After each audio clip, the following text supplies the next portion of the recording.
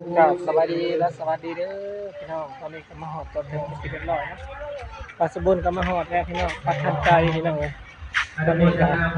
เก็บบรรยากาศกันมาไม่ต้องพี่น้องเลยนะตอนนี้ปัสบุญมาหอดเรียบร้อยเด้อประทับใจพี่น้องเดี๋ยวปัสบุญจะเนี่ยเราไปเบิ่งอยู่หลุมพี่น้องเลย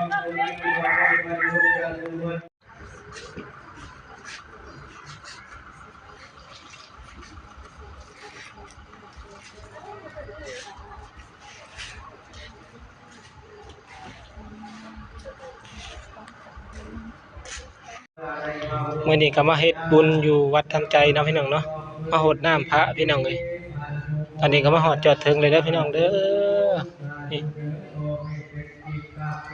มาหอดแล้วพี่น้อง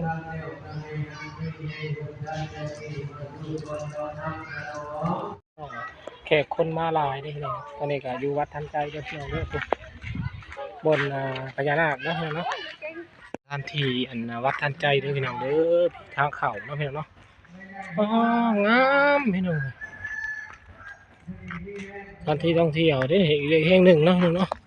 วัดทันใจพี่น้องเลยอ๋อห่มใหม่สร้างห่มใหม่ร่มรื่นดีเนาะ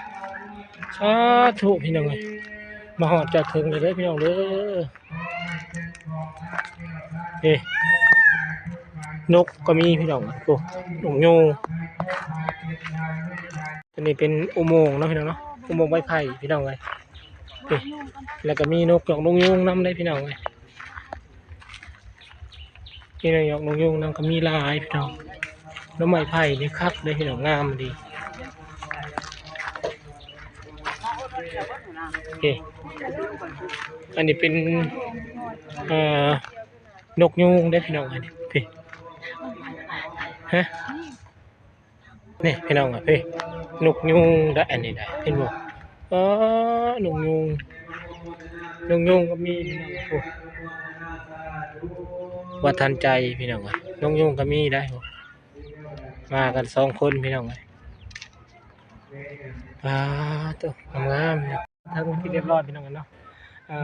ขอบใจFCทุกท่านที่เข้ามาติดตามรับชมบอลสมุทรตั้งแต่ต้นจนจบและก็บอกคำโฆษณาแล้วพี่น้องเนาะ